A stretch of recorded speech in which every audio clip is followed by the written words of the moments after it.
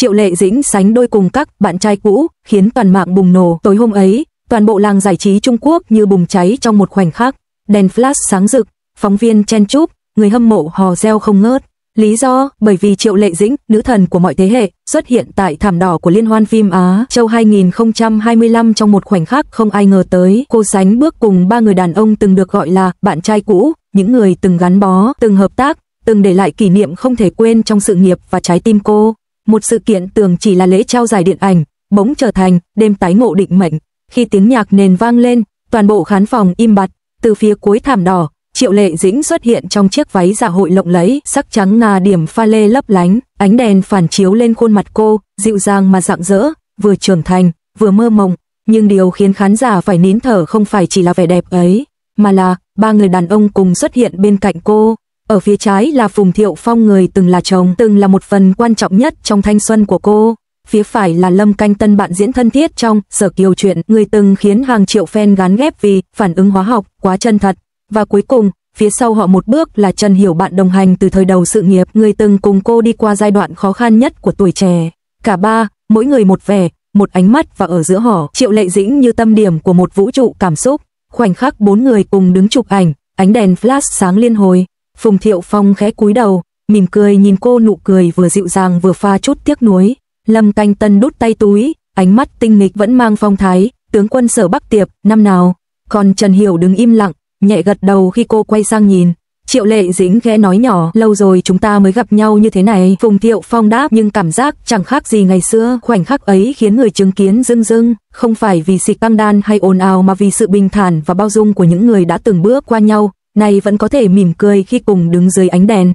Chưa đầy 10 phút sau khi hình ảnh đầu tiên được đăng lên Weibo, hashtag thằng Triệu Lệ Dĩnh gạch dưới sánh gạch dưới đôi gạch dưới bạn gạch dưới trai gạch dưới cũ đã leo lên top 1 hot search.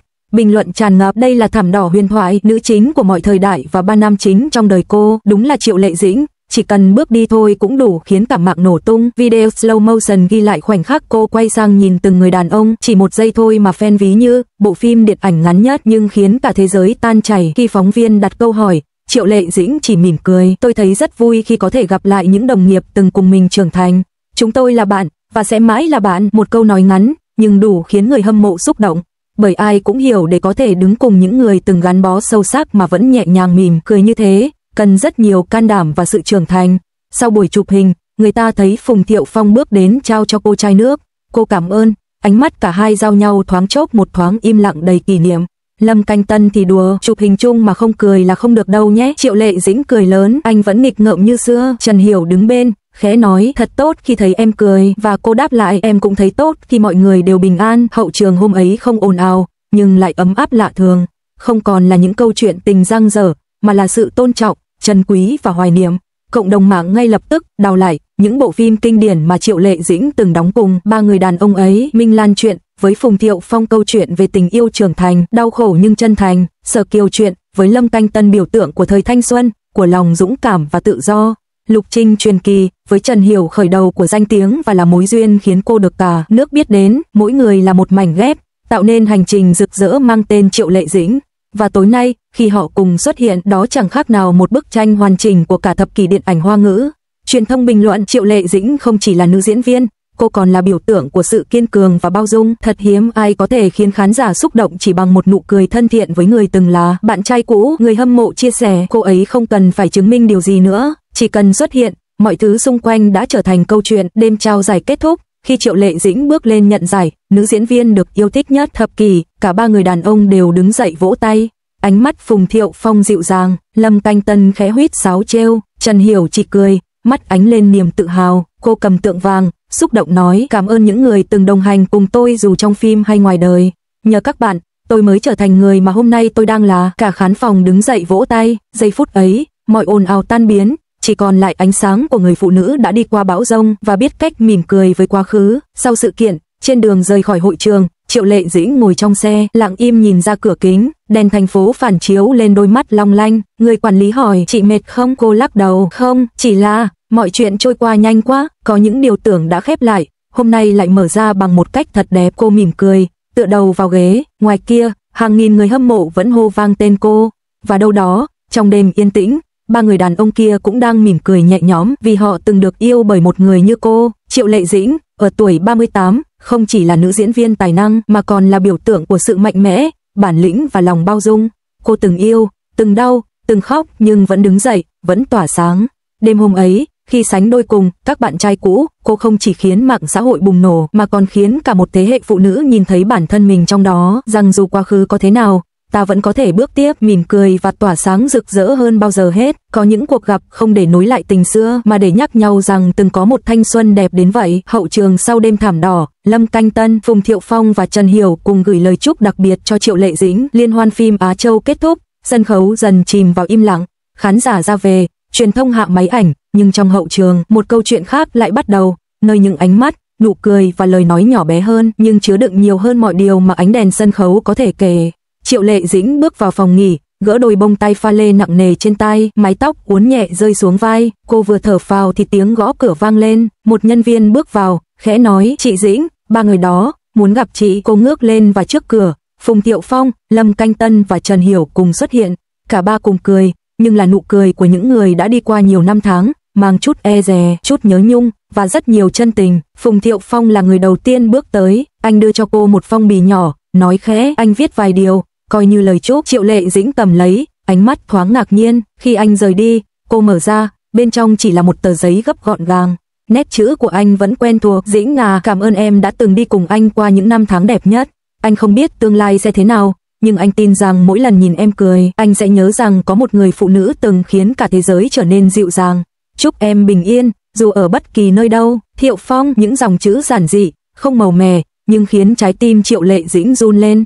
Cô gấp lại lá thư, giữ thật kỹ, không phải vì muốn lưu giữ tình xưa, mà vì trong khoảnh khắc đó, cô cảm nhận được sự trân trọng sâu sắc của một người đàn ông từng yêu mình thật lòng. Khi cô còn đang lặng đi, Lâm Canh Tân bước vào với phong thái vui vẻ thường thấy, tay cầm một chiếc hộp nhỏ. "Này, quà của đấy, không phải kim cương đâu, chị đừng lo." Cô bật cười, mở ra, bên trong là một chiếc vòng tay nhỏ, được làm từ sợi chỉ đỏ đính ngọc trai trắng. Anh nói: "Ngày xưa, khi quay Sở Kiều chuyện, chị nói chỉ muốn có thứ gì đó đơn giản mà ý nghĩa.